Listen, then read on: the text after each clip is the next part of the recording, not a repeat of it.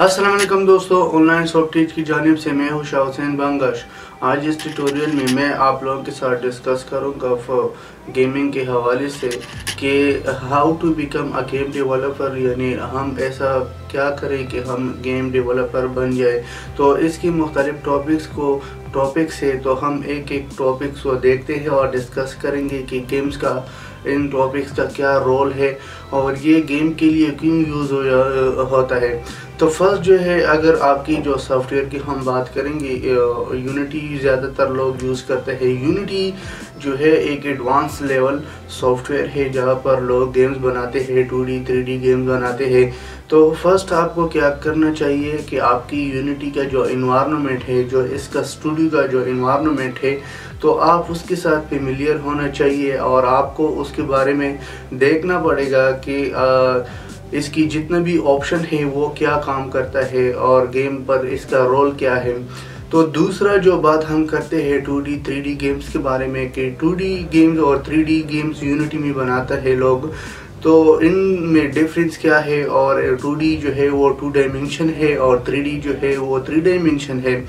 तो इसमें डिफरेंस तो है बहुत ज़्यादा, क्योंकि एक जो है वो 3 डायमेंशन पर काम करता है, यानी अगर मैथमेटिकल में हम देखें तो इसका जो है 2D का जो है x और y पर काम करता है और 3D जो है x y z पर काम करता है।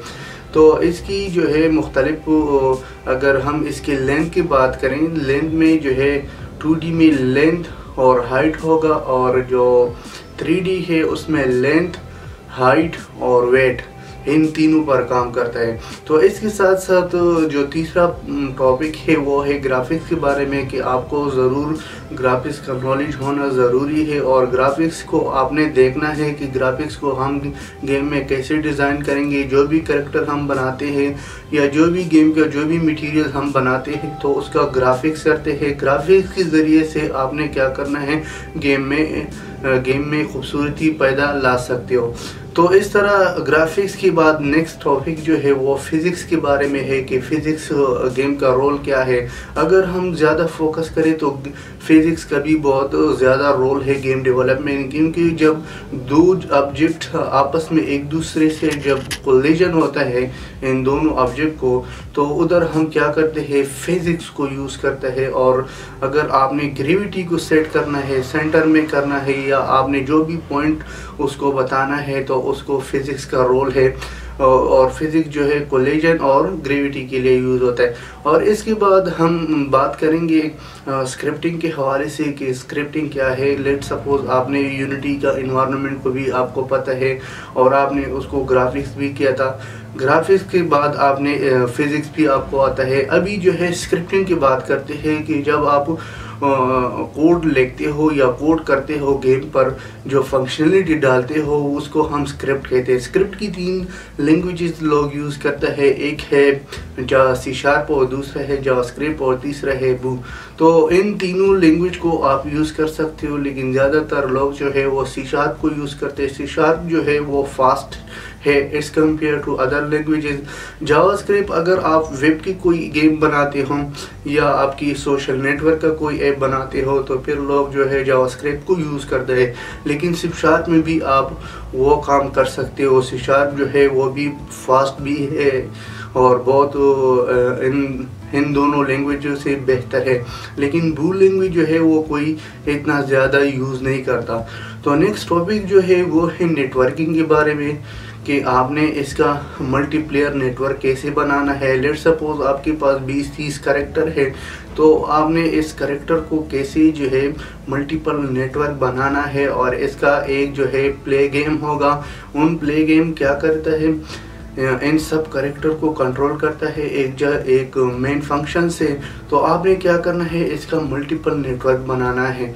इसके बाद जो नेक्स्ट स्टेप आता है वो है ऑडियो के बारे में कि आपने गेम की जो ऑडियो हम अक्सर देखते हैं जब हम कोई गेम प्ले करता है तो उसका ऑडियो का साउंड वगैरह आता है, तो इन ऑडियो को कैसे बनाना है इसका भी मुख्तलिफ सॉफ्टवेयर है।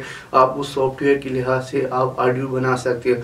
अगर हम नेक्स्ट टॉपिक की बात करें एनिमेशन के बारे में कि एनिमेशन हम क्यों यूज़ करते हैं, जब गेम मूवमेंट करता है या करेक्टर मूवमेंट करता है तो इसके हम क्या करते हैं, एनिमेशन को यूज़ करते हैं।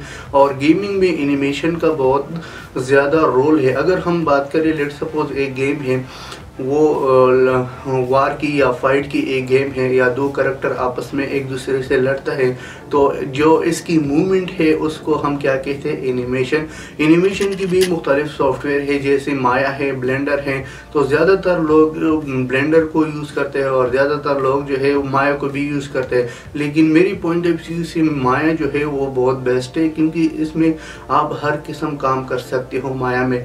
और इसके साथ साथ टाइमलाइन है। टाइमलाइन वो पहले इतना ज़्यादा जो गेमिंग की डॉक्यूमेंटेशन है उसमें टाइमलाइन का पहले जिक्र नहीं था, लेकिन अभी जो है टाइमलाइन का भी जिक्र आ गया और टाइमलाइन का एक अलग सेक्शन दे दिया। टाइमलाइन भी ज़रूरी है आपकी गेम की कि आपने टाइमलाइन को कैसे सेट करना है अपने गेम को। अगर टाइमलाइन की मैं एग्जांपल दे दूं, जब आप एक मिशन गेम स्टार्ट करना चाहते हो, वो मिशन गेम जो है वो क्या करते हैं, उसके मुख्तलिफ कैरेक्टर्स है, वो कैरेक्टर्स कैसे टाइम बाय टाइम आता है और आप पर फायरिंग करते हैं, जो मेन कैरेक्टर है उस पर फायरिंग करते हैं, तो इसको क्या कहते हैं, टाइमलाइन कहते हैं। और जो नेक्स्ट टॉपिक है वो है यूआई यानी यूज़र इंटरफेस के बारे में।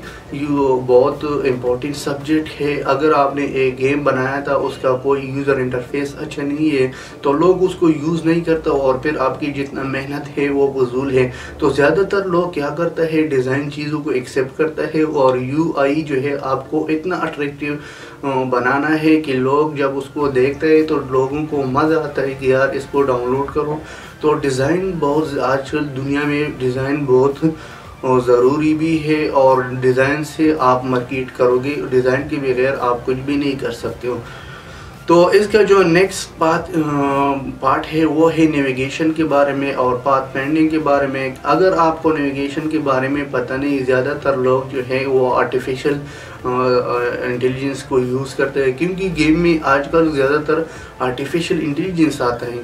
आर्टिफिशियल इंटेलिजेंस जो है अगर आपने पहले नहीं पढ़ा, आर्टिफिशियल इंटेलिजेंस ऐसा है कि आपने एक कैरेक्टर को ऐसा बनाना है कि वो अपने खुद यानी खुद वो डिसीजन ले लेगा। तो अगर इंसान की हम बात करते हैं, जो भी प्रॉब्लम आता है इंसान खुद डिसीजन लेता है कि नहीं, तो इसलिए जो है आर्टिफिशियल इंटेलिजेंस का भी ये काम है कि अगर आपने एक गेम बनाना है, उस गेम को कैसे लोग जो है या कैसे वो गेम खुद डिसीजन ले लेगा और इसको आर्टिफिशियल इंटेलिजेंस जो है वो पुट करता है। और उसका जो नॉलेज बेस है इसमें दो किस्म के होते हैं।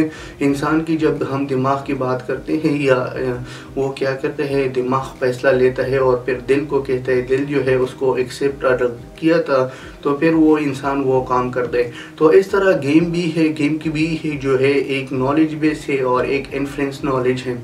तो जो है नॉलेज बेस क्या करे, डिसीजन को ले लेगा और इन्फ्रेंस को देता है, इन्फ्रेंस फिर इसको देखता है, अगर ये फैसला ठीक है तो फिर इन्फ्रेंस जो है टेक द डिसीजन यानी डिसीजन लेता है।